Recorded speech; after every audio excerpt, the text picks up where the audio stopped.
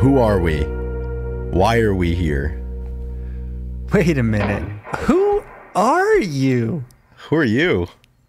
This is a question I ask myself every day when I walk into the bathroom and take a look in that mirror. And recognize the man staring back at me. Oh, silly me. That's just me. That's us. We are back. The Grunge Bubble Podcast. What episode? 163? 163. Yes, yeah. The first episode of May 2024. May 6th, 2024. Yeah, this is an exciting episode because we have a special guest coming on. And before we get to that, Chris, how are you? I'm good, man. We're burning the late night oils tonight, recording this podcast. But it's all for good reason. Your brother gets married this weekend, so it's going to be great. So we can't stick to our normal recording schedule because the wedding bells will be ringing and they would mess up our audio feeds a little bit too much. So we're recording it now ahead of time. But I'm good, man. Today was kind of a busy day. A little sore, really tired today. On a Monday. So how are you doing today? I'm doing all right. Yeah, it's doing all right. Just chugging along. Feeling all right. Feeling all right. And I guess in the recording, my brother had just got married, which is always crazy to think when we're recording something because we're going to be in the same place over the weekend and we know that it's not possible to do a recording. And that's why never work. No, it would never. I mean, in like in a perfect world, like we would want to record in person together, but not this time. Yeah. So I'm doing well. Once we get enough money to buy the studio, we'll be able to do that and move. Right. So I mean, it's pretty soon, anyways. We'll be able to get that done. Oh yeah. So this episode, we have a really good friend, Brooke Mumau, on. A friend of, she just got married about a year ago to one of my childhood best friends, Nick. And she reached out to us and wanted to talk about something that she's very passionate about, and that's cystic fibrosis. And she also said that May is Cystic Fibrosis Month. And I said, whoa, that is perfect because May is right around the corner. And what do you know? It's May already. So I was like, why don't you come on and you can talk about it a little bit, and then we can find something in music that we all love listening to. And we did. So we have an awesome episode here where, we get some questions answered, and then we kind of go into music on the back end. And yeah, there's she's working with the Cystic Fibrosis Foundation and is doing, great work. They're doing great work and a lot of research. And so maybe if this is something you are unfamiliar with, some questions will be answered for you. Yeah, absolutely. It's a cool opportunity, I think, that we have to have people on that are passionate and well-read about certain things like this. And it was interesting to learn about Brooke's work with the foundation, raising funds and putting on events to, better the lives of those who grapple with cystic fibrosis and to create a better tomorrow for those who will grapple with it in the future. So as we mentioned when we were in the interview, we don't do this all the time in terms of, suggesting or showcasing different charitable things that people could do. But this one, certainly after chatting with Brooke, really, really important, really worthy cause. So, in lieu of the normal spiel where I kind of chastise everybody and tell them that they need to give us their money, if you got some extra money, it's the Cystic Fibrosis Foundation, this is Cystic Fibrosis Month. It's a very worthy cause, and the research, needs our dollars as all types of research do. So really good cause that we can contribute to this month, and I will be making a donation. And hopefully, if you're listening out there, you join me if you're able to. Exactly, and we will make it very clear where the links are. They'll probably be in our bio for a little bit. They'll be in the show notes. And a few of the posts when this comes out. So yeah, without further ado, let's just throw it to the conversations that we had. And thank you.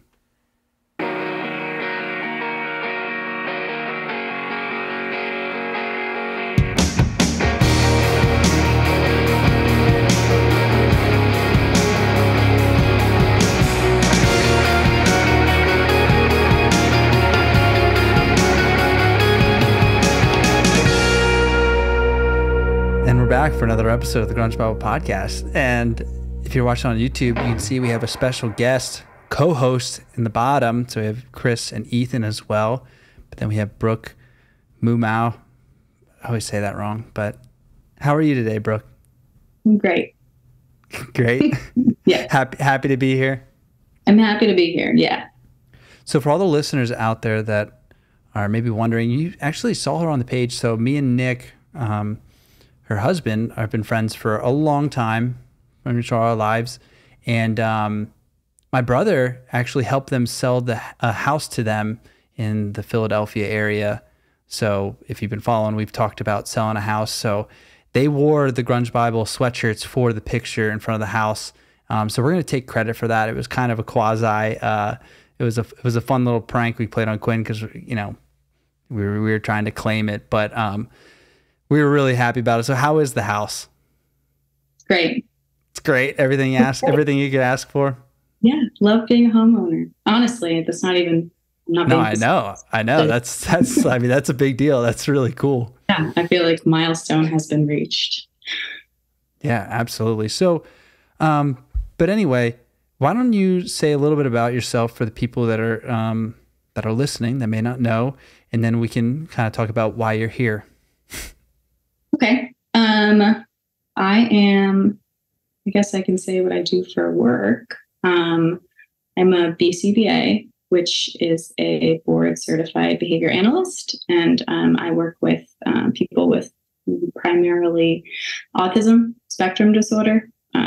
But, you know, I've worked with people with a bunch of developmental disabilities. And I've been doing that for like my whole career since college. So like 7 years. 7 years. Wow. 7 years. Yep.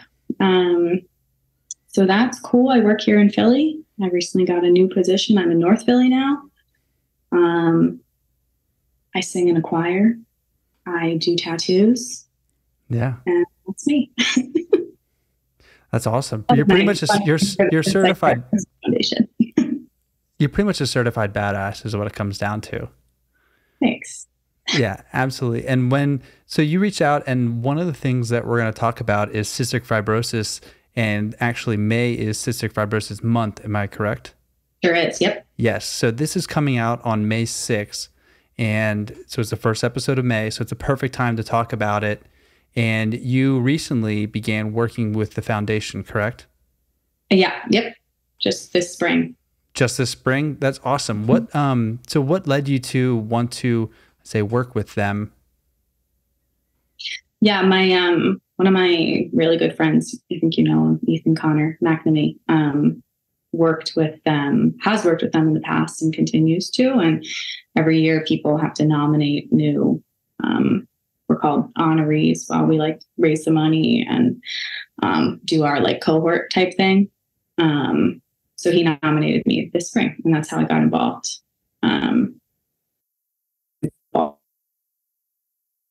I've been really inspired by all of it, and it's a wonderful cause. And I, you know, do in the future, not just right now. So yeah, that's awesome.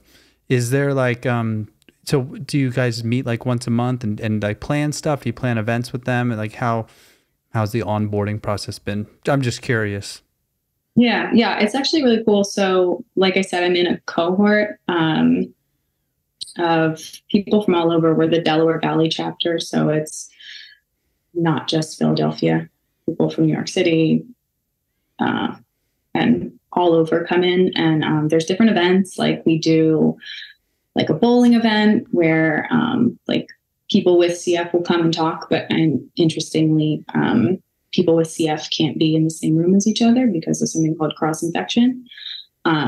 So one person can come to our events and that's it. So we have like different, like, I forget what they call them, but they're like advocates for the foundation basically. And they come and tell their story and we get to meet a lot of people. We have a walk. There's an annual walk that has nothing to do with us. The foundation does it. And then we get to go and volunteer. That's this weekend. And one family will be there because only one can be. So there's a bunch of different events like sprinkled in there, but the main thing is just so that they have people out in the community spreading the word so that we can, interact face to face with people with CF, because you don't always get to, because they tend to stay isolated to protect their health. So. Yeah, and definitely in terms of just different things that people can deal with. I mean, that's a really big one, because like you said, the social interaction of it is it's very limited just based off of the condition that they have. So, any sorts of, oftentimes it's grassroots organizations and things like that, at the community level to, just get people involved and to, make them a greater part of the community in different ways that, it would be more difficult to otherwise. That's really great. And I imagine, the impact that you have on them, and also, listening to their stories and, just kind of understanding at a greater level on a day-to-day, just how difficult it could be. So one of the questions I was wondering, like, how many people does this CF affect, and like, how common is it? And I didn't know that there was a cross say contamination, or you're not able to be in rooms with like other people that are affected by it. That's really severe. So how common is it? In the US there are, obviously the numbers change every year, but the most recent statistic, there's over 40,000 people in the US. Worldwide there's over 100,000 at this point, which sounds like a big number in isolation. But when you compare it to like cancer or heart disease or these other things that are afflicting millions of people, the numbers are actually quite small, which is why fundraising efforts are so important, because they don't get that recognition and that notoriety that other diseases are getting. So the funding isn't there for the research, for the cures, and it's a challenge for this particular group of people. Yeah, those numbers are both surprising and, it is a lot. But also, like, when with a smaller, say, group of people that in the US, say 40,000 people, the money, I feel like the money raised can be used directly for. So is the money used for a lot of like research, or is it also a lot that you can do for families and that are dealing with this daily? The money from the Cystic Fibrosis Foundation specifically goes primarily towards research for different treatments and clinical trials. Something really interesting that I learned recently is that the money that the pharmaceutical companies make from selling these medications to these people, the Cystic Fibrosis Foundation recoups that money, and it's reinvested into research. And I don't know that much about other models in other areas and illnesses, but I think that's special. I don't think that that's typically how it works. Yeah, absolutely. I mean, I feel like a lot of times you hear instances, and obviously on a grand scale, where a lot of companies like that, and pharmaceutical companies they're for profit, obviously. So, it's all about maximizing it and, however much money they can make for them and their shareholders. But, with something like this, with it being, on a population level, such a small number of people who deal with it, I think it probably, for a lot of those pharmaceuticals, and certainly for the people researching, it must humanize it quite a bit more, because there's so few people, and you're really fighting for a small group of people that need it, because like you said, there's so many diseases, particularly in the US and even worldwide, where there's scores more people who are dealing with stuff. So that's the stuff that gets the attention, right? And that's the stuff where people could be affected by it personally, the greater chance to be affected by it personally, and in turn will probably donate or feel more inclined to support it. But different diseases like that, it's even more important to shed light on it, because the fundraising could probably lag behind because of that. Yeah, definitely. And I kind of have started thinking about it in the way that it's not curable. Like, you can't call it a curable disease yet, because there's like 4 main treatments. They call them modulators. They're medications that target the genetic deficiency that causes the illness. But 4 of them work for a large number of people, but depending on your genes, they don't work with you. So that's where the research goes, is into different genetic makeup and finding medications for those people. But even the fact that 4 of them have, I wouldn't say cure, because, I'm not those people, and they still have not full lung capacity, but like it's apples and oranges, people say, from where they started. So it's like we can improve people's quality of life that much to that degree with just money that's donated to this foundation. I think that the prognosis is that they could find a cure for everybody because that number is so small and there's only a finite number of combinations of people. So like of genetics in a person. So like if we keep going, if we keep developing these things, like eventually we're going to have all of the genetic makeup cures. And then we can just like, you know, not eradicate it, but move on to something that maybe is a little bit more harder. But like, I like the idea of this is almost like a curable disease. Like we don't get that very much. Yeah, absolutely. And, you know, just to be able to, no matter what instance and in what sort of genetic coding is going on, being able to, you know, meet with somebody who's struggling with this disease and be able to have a clear treatment plan for them. I mean, what a gift that would be. And certainly I imagine, you know, as with a lot of things the last, you know, few decades or so, I mean, I'm sure there've been a lot of innovations and a lot of steps forward in terms of the treatment and in terms of the research, which is all the more reason. I mean, progress with medical research and whatnot, I mean, it's so tangible. I mean, you can see the effects in the people who are receiving the benefits of that research. I mean, it just goes to show you how effective it can be. Yeah. And thinking about, so, you know, I know a little bit about it, and it's a genetic protein disorder, right? That gets passed down to recessive gene. And we're talking about like, you know, doing research about their genetics. And I'm sure there's a ton of diseases that this information and research can also help. You know, if they were to find something for this, you'd be able to, you know, kind of move it over and make an outline for some of the other diseases that have, you know, similar characteristics. So for the people out there that may not know, and like I said, I have a limited knowledge about it as well. What does like, you know, what are some of the challenges that they face? And it's primarily a respiratory disease, correct? So like you want to give like a little bit of a synopsis about, what people are dealing with day to day. Yeah. So you're right. It does primarily affect the lungs. It also affects the pancreas and the liver, other organs. Basically what happens is because of this genetic mutation, mucus builds up in these organs. So you have just this mucus in your lungs, and you can imagine like how it feels when you're sick to breathe. That's just all the time for these people, and to varying levels. So some people have 80% lung functioning. Some people have 10% lung functioning. Some people have described it as what it would be like if we just breathe through a straw all the time. Like that's how breathing feels for them. So in terms of challenges, I mean, they're in treatment for like hours every day.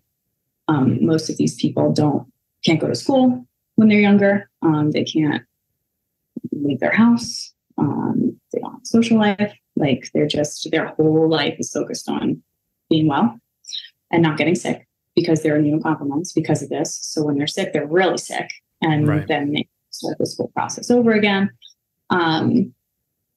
So there's that. And then there's the chance that these modulators won't work for them.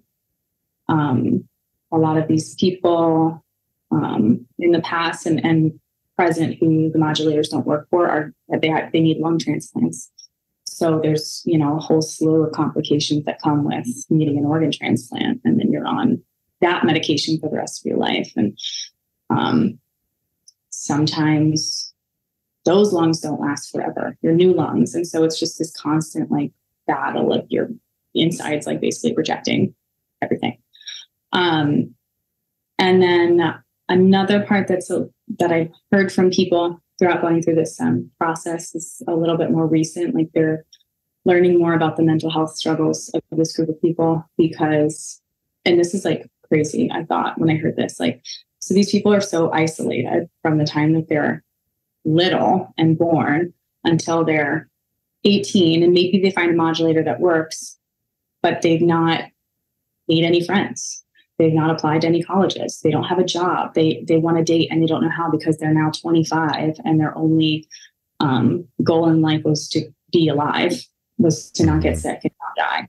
And so they're depressed because they're like, what the hell do I do now? Like, I'm alive, but what does that mean? And like, I didn't plan for any of this. I don't have any money. I don't like, so it's so complicated, like to just think about, oh, cool, there's these treatments, like they can live. But then it's like that meta thing that's like, what are we living for? Like quality of life. Yeah.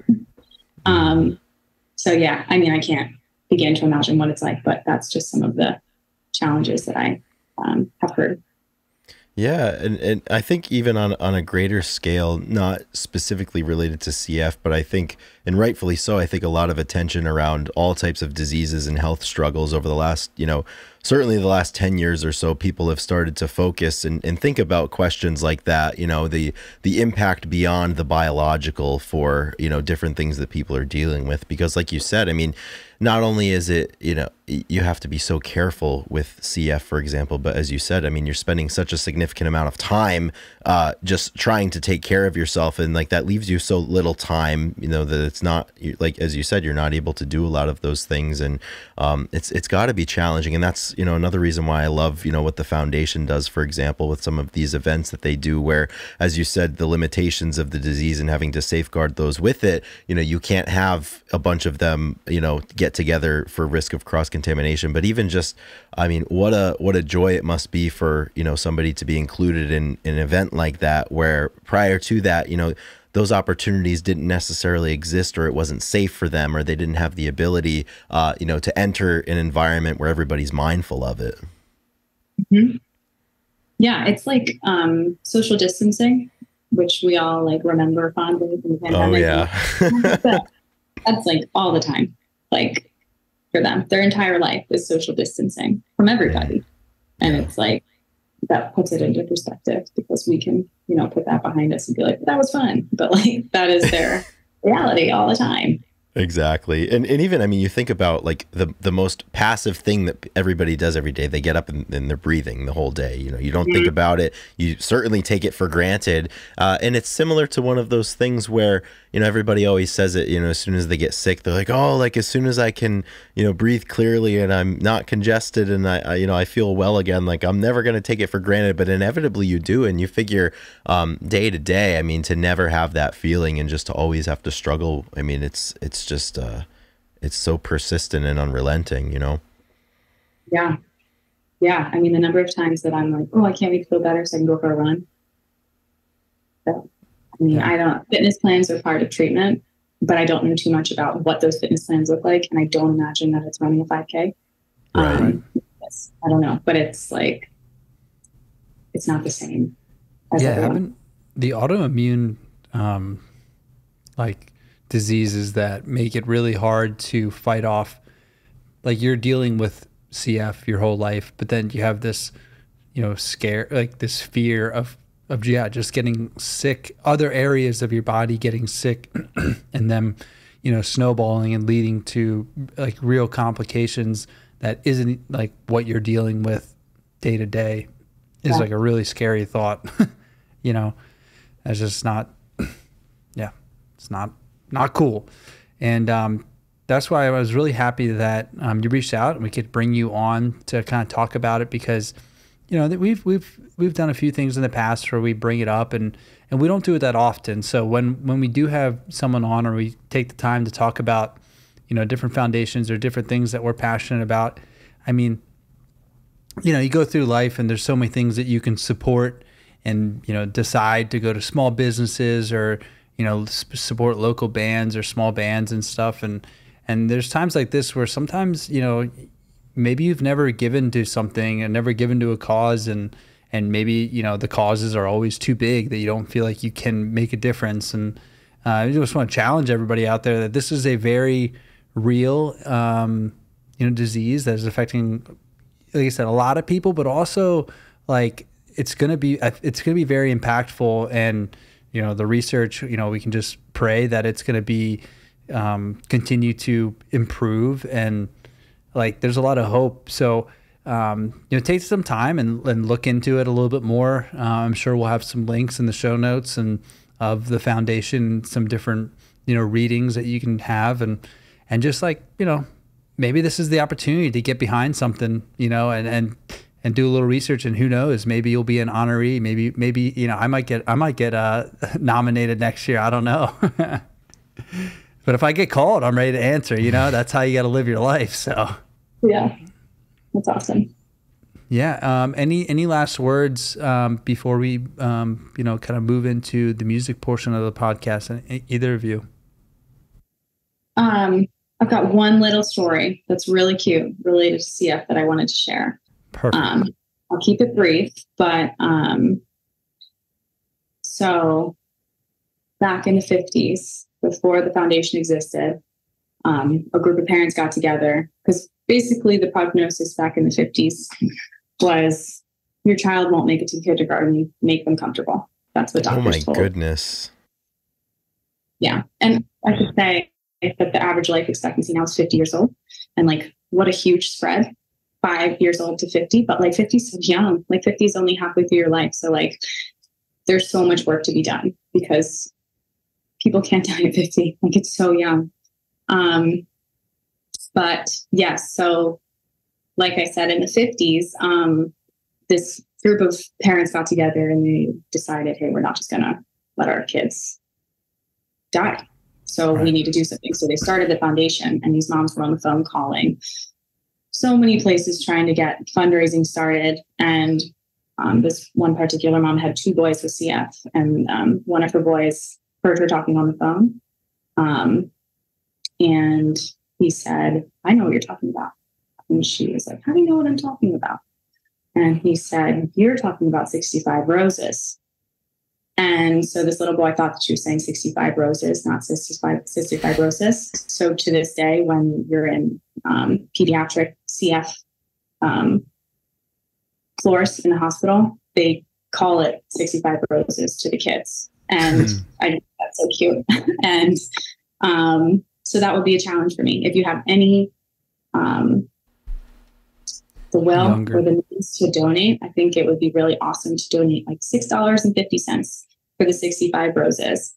Yeah, I had to share. Really cute. I like that. That's awesome. Yeah, I mean, and it's just interesting, you know, when you said that was the 50s, so it's, you know, 70 years ago, but if the life expectancy was kindergarten and now it's 50, like that's a quite a bit of an improvement. And it, you know, could have taken a long time, but imagine if in 10 years, you know, the life expectancy was 65, 70. That is a huge difference. And like you said, I mean, do we want it curable? Of course, but that life expectancy, if it keeps creeping up and, you know, in a decade or two, like it's up to 70, 75, 80, like that's really, really good work. And you just got to take the steps to get to the finished product with any of these things. You know, any challenges in life, really. I mean, it's not a sprint, you know, it is a marathon. And that's probably why people do marathons for fundraising too. Absolutely. Awesome. Well, thank you so much for coming on and talking about that and being passionate. So, yeah, we'll make it very clear and easy to donate. And $6.50 sounds great. I love that. 65 Roses, that is an awesome story. And, you know, I love lore like that surrounding anything. So that's great. All right. So now we'll move on to, so what we do usually, Brooke, is, I don't know how often do you listen to the podcast? So hopefully every episode. No, I'm just kidding. Yeah.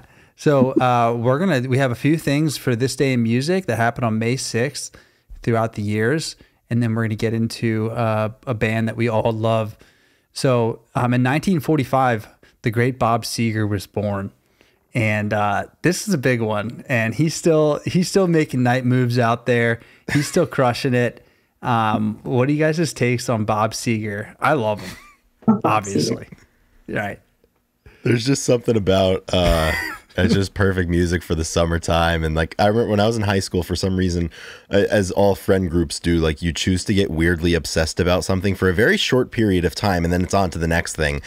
So it was like maybe a month or two before we were all set to graduate high school, and like we all got like really obsessed with Bob Seger and like bought like a bunch of his CDs and stuff. So like whenever we were doing like stupid high school things like driving around, like it was just Bob Seger's greatest hits all the time. So I never got to see him live. Ethan, he came to he came to Pittsburgh on like his like last tour when we were there. But it was indoor track season, so I was on the road, and I missed him, and I never got to see him. And he's retired now, but he's still kicking. And as you said, he's working and practicing. 78 years old, man. Incredible. Love that. You want to take the next one, Chris? Yeah, I'll take this one. So on this day in 1994, Pearl Jam canceled their highly anticipated summer tour, which I think must have been for the Vitalogy record, when they couldn't find enough independent venues that would allow them to not use Ticketmaster. This basically was the genesis of their long and grinding battle with the behemoth that is known as Ticketmaster. Went all the way through the courts, and obviously, as we stand here today, absolutely nothing has changed. We have to pay $45 in viewing fees and then another $65 in processing fees for virtual tickets, and it's terrible. And Brooke, obviously, I'm sure you've spent a lot of time being upset at these things. Do you have any horror stories about trying to purchase tickets? Like, you see them, it's like, oh, like they're $40, and then you get them in the cart, and turns out they're like $80 with all the fees. Yeah. I mean, we used to go to concerts all the time, and between getting married last year and buying a house this year, we've not been to any. I can't even like look, because it's Maggie Rogers is like $45. By the time I want to buy it, it's like $160. I'm like, oh, no. Yeah, it's just a complete mess. She just did something really cool for the tour that she's doing, I think, in the fall for her new album. I'm not sure if it was every single city, but I know like Boston, Chicago, I think maybe Philly. She did this thing like at the venues that she's going to be playing, like box office days, where she went and like helped like sell tickets, and they were a little bit cheaper than I think if you were to purchase them through Ticketmaster. Like, kind of, she wanted to throw it back to like how people like used to buy tickets, where you'd have to go to your box office and like get a physical ticket. I mean, I miss getting the physical tickets. Like, it was kind of nice to have I used to have like a little photo album with like all of my little tickets from like sports events and shows and everything. And now like it's not the same at all, but like I just can't bring myself to delete all of my expired like QR codes in my Apple wallet. My Apple wallet. Yeah, like exactly. this isn't cool here. Like, it's just like, it doesn't matter, but I can't bring myself to delete them. It's kind of cool actually, but it would be cooler if it was a physical scrapbook. Yeah, man. You have to screenshot them and print them out. Exactly. Yeah, I'll just completely just cover the wall with them. You know. Yeah, we went but it will be cool, because then your kids will be like, "Where'd you screenshot this from?" Yeah, exactly. Right. Yeah, we went to 2 years ago. We went to the trip out west. We went and saw the Front Bottoms in Boulder. So we started our tour, and there was an option online to get like a physical copy, and of course it's like another $3 to pick them up at will call. I was like, should we do it? And I was like, yeah, I want the physical copy. Like, we're gonna remember this trip forever. And like, you know, it was just a lame ticket. You know, I was so disappointed. Still got them. Yeah, we still got them.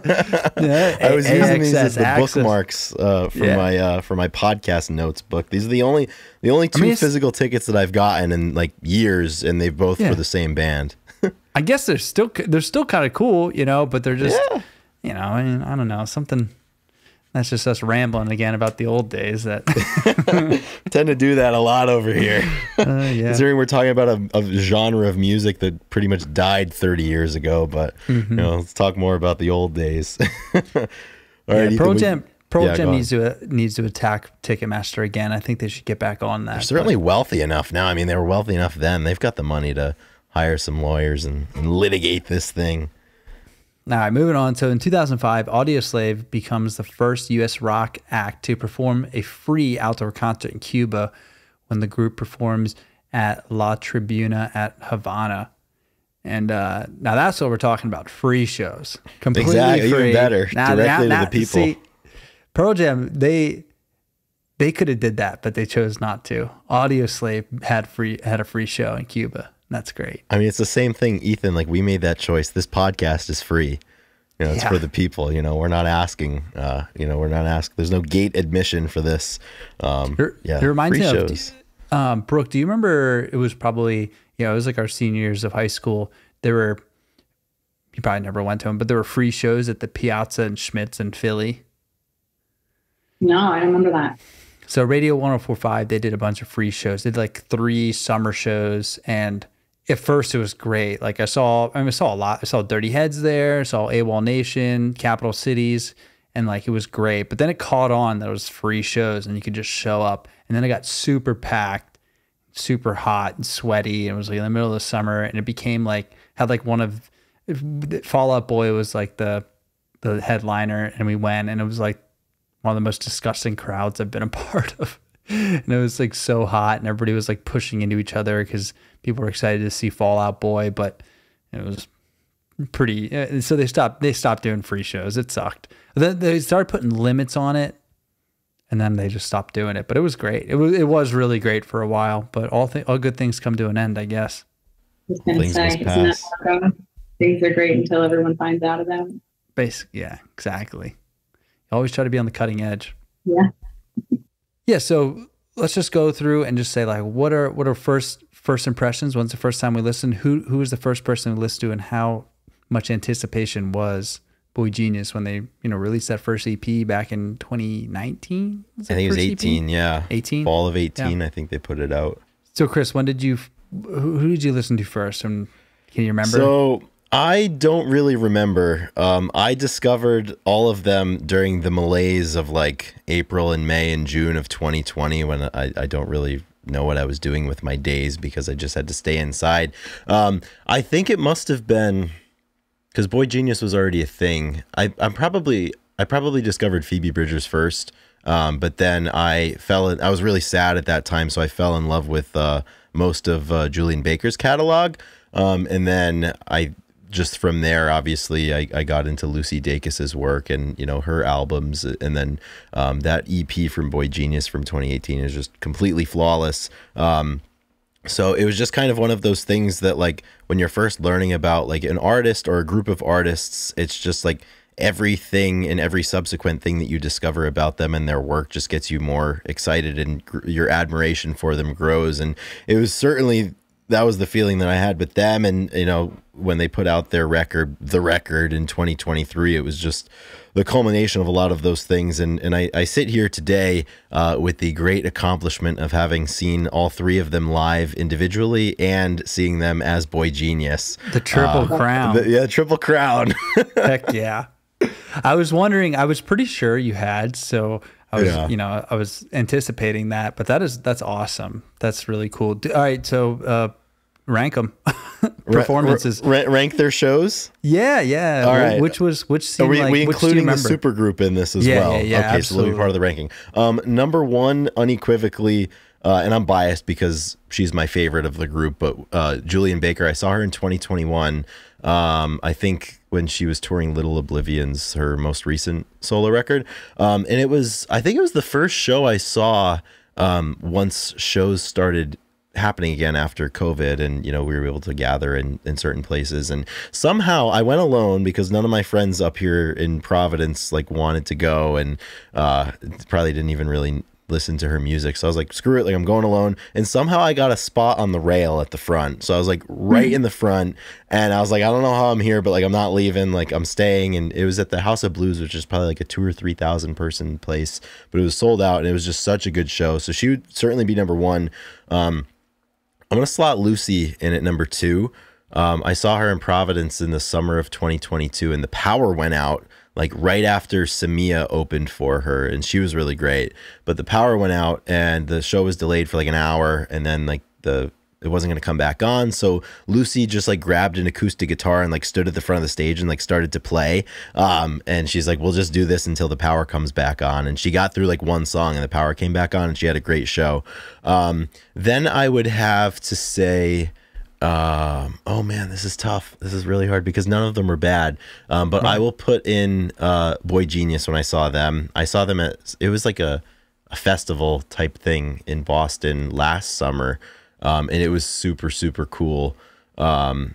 you know, they sounded absolutely great live. They're so fun to watch live, like especially I just like love at the end, you know, like Salt in the Wound, like when they just go crazy and like Julian's like soloing and you know, the other two are just running around the stage. So that would be number 3. And then Phoebe, it wasn't the great. It was at my least favorite venue in Boston, so that's a little mark against it. And like the weather wasn't great, and it was like a Sunday night, and I was already tired. But she was awesome.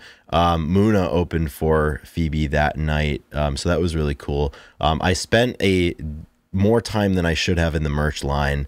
I was like, okay, like I'm gonna skip some of Muna's set to like go get myself a shirt, and it took so long, but I have the shirt, so we did that. So that's you're wearing it right now. Ranking. Yeah, this is not the official merchandise shirt, unfortunately. Show Brooke your shirt, yeah.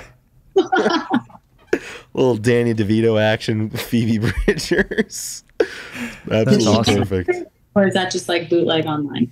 So yeah, it was. I don't know the origins of it, but like this one was from Etsy. Like one of my friends got it for me a couple of years ago. I can't imagine it was an officially licensed product. Promote that though, if she knew that existed. Oh yeah, absolutely. I'm sure somebody must have tweeted it to her at some point, because like I've seen it as like a meme in a lot, like just like on Instagram throughout the years. But yeah, there was only one shirt that I knew I needed to wear for today. So yeah, it's a good shirt. It has it. Like I said, yeah, she would definitely like it. I mean, it's just something about it. How can you not be romantic about Danny DeVito? Exactly. You know? So yeah, I saw Phoebe. I think it was 2 years ago now, and it was kind of similar. It was an outdoor venue, and it may have been a Sunday. No, I think it was a Tuesday, and there was a rain delay, and it like wasn't supposed to happen. And like we showed up, always, and it was good. I would have loved to see her indoors. You know, that would have just been really nice. But she was the first one of the group of the 3 of them that I had learned about, and honestly it was through Nick, because they have the Better Oblivion Community Center duo with Connor Oberst, and the album is, you know, one of my favorites. It's so good, so good. I mean, I wore it out. I actually really want to get a vinyl for it now that I'm in the vinyl world. I'm starting to collect vinyl. I pushed it off for so long because I knew once I got into it that I would just start like spending money. And of course, like I go to shows and I'm just like, gotta support the artist. Yeah, I was like, yep, I preach it. I gotta go out there and do it. So now I'm like buying all these vinyls and stuff. I bought this like 2 vinyl from Kurt Vile, like a double vinyl from Kurt Vile. You know, it's like $100. No, it wasn't. It was actually only like $35. So I was like, perfect. It's like two albums in one. But she, like, I mean, when I listen to her, like Phoebe's stuff, her recorded stuff, it's just, her voice is just unreal. Like, I mean, I was listening to him on the way home, and I had a busy day, busy weekend, and just like a busy time in my life right now. And there's a lot going on, a lot of things I want to accomplish. And I was like listening to Motion Sickness and, Waiting Room, and, a couple of the top ones, because I hadn't listened in a while. And, I know the end, and it was like emotional, all of a sudden, all again. I was like, oh my gosh. I was like, I forgot, some voices just like bring it out of you. And like Phoebe's like pretty much does it all the time. So Brooke, you've seen Phoebe, have you seen the other 2 at all? Or are you as big of fans of theirs as you are of Phoebe? I am definitely a bigger fan of Boy Genius, of the group, than I am of them individually. I think at this point, I've seen Phoebe that one time when she sang with Connor Oberst, and then I did see Better Oblivion Community Center once, and that was it. But I'm that asshole who, like, when someone sends me something, I can't like listen to it. I'm like, I have to come to it on my own time. So like I got into them way later because I was like, everybody likes them. I'm just an ass. And they're good. Yeah. But now it's my like anxiety album, that like show you watch over and over again. That just like you've seen it a million times. Mm-hmm. That's the record. It's just like they just put it on all the time. So with the record, what tracks for you are highlights? Right now, Leonard Cohen's my favorite for sure. And Emily, I'm sorry, I've never gotten over that one. Yeah, that one, because I think that was one of the first singles that they put out from that. I think it was that, maybe $20, Cool About It, maybe, in True Blue. And yeah, Emily, I'm sorry. I was like, wow, like way to just like jam the knife in and twist. But I mean, you could tell like it was fun when the singles were coming out, because it's like, oh, it's like that's a Phoebe song, it's like that's a Julian song, and it's just so cool how like they all like what their strengths are all represented on this album, and whenever they perform, and you know, there's only there's a finite amount of space on, you know, on an LP, for example, and like they all have their space to shine, and when you put them all together, I mean, it's just completely perfect, and it's so cohesive. I was gonna say, I love the opening track where they're all singing together, just harmonies, and with you, without them, I think it is. Yeah. And it's just an awesome way to start the album. It's a little different, you know, because usually people like coming in really heavy, and they didn't. And it's just like all the voices, and it's just a beautiful harmony. And that's a lot of what I love about the album too, is like they just all sing so well together, and it's just, you know, pretty unique. I mean, I feel like supergroups don't have like 3 lead singers, like, or lead, you know, musicians that also sing. Usually it's like a supergroup with like someone's drummer, that, you know, someone's bassist, and someone's keyboard, you know, famous keyboard. So, you know, a big collaborations and stuff. So that's the unique part about this, because they just pass the torch so well through each song. That's why I'd be interested to see how it was live. Did it feel like that? Was it just like kind of passing the torch and then letting? Yeah. And the thing that was really interesting for me, like it sounded exactly like the studio album, and it was just they were just so spot on, like from like the tone of their instruments to like their harmonies. I mean, they put on a really, really awesome show. It's fun, it's emotional, it's just so well done, and it's such a good showcase of their talents. And you can tell like the amount of time that they put into it and how much they care about that project, because they're just playing so honestly. And I mean, for example, that was a really long tour. They probably played over 50 dates on that tour. I mean, they were all over the world doing that. So you figure, and I'm always fascinated when I see a musician on tour, and particularly for longer tours. I'm like, you've been doing this tour for the last 2 months, and you are talented enough that when I show up to like the 21st show, it feels like the first one, and it feels like the only one, and it feels like you came here to play for me. And that's how I felt with their music. And I think even outside of watching them live and being at their shows, like when I listen to their music, it's like I feel like you wrote this for me, which is a gift that the best artists have, that they're able to do. Mm-hmm. Yeah, it seemed like you know, there was a lot behind them wanting to join forces, and they talked about the name and how people always referred to, you know, the boy genius, just naturally talented. And I think when they were talking about writing the songs, they were just like, no idea is a bad idea. Like anything that you come up with, like bring it to us, like play it, we'll make it into something. And it seemed like there was just this creativity that they were able to harness all together that I think is difficult. Like, I mean, in most bands, people fight, people, you know, they want whatever they have, you know, in their agenda to come through.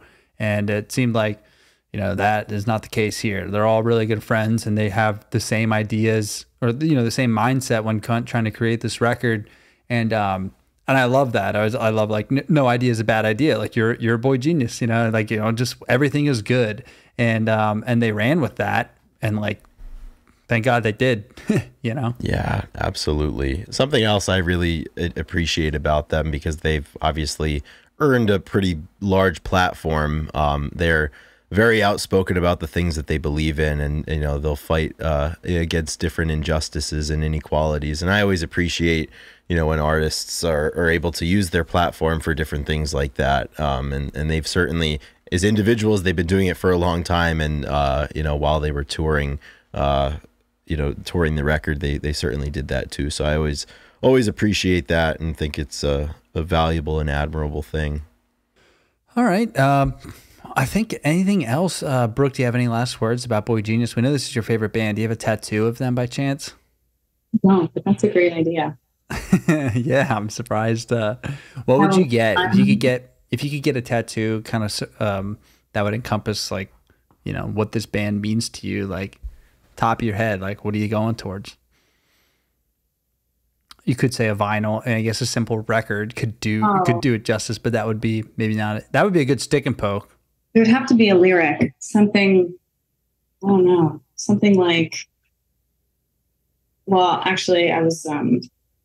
They had like a bunch of names that they were thinking of before they landed on Boy Genius. One of them was In Rainbows, which is like so ridiculous and hokey.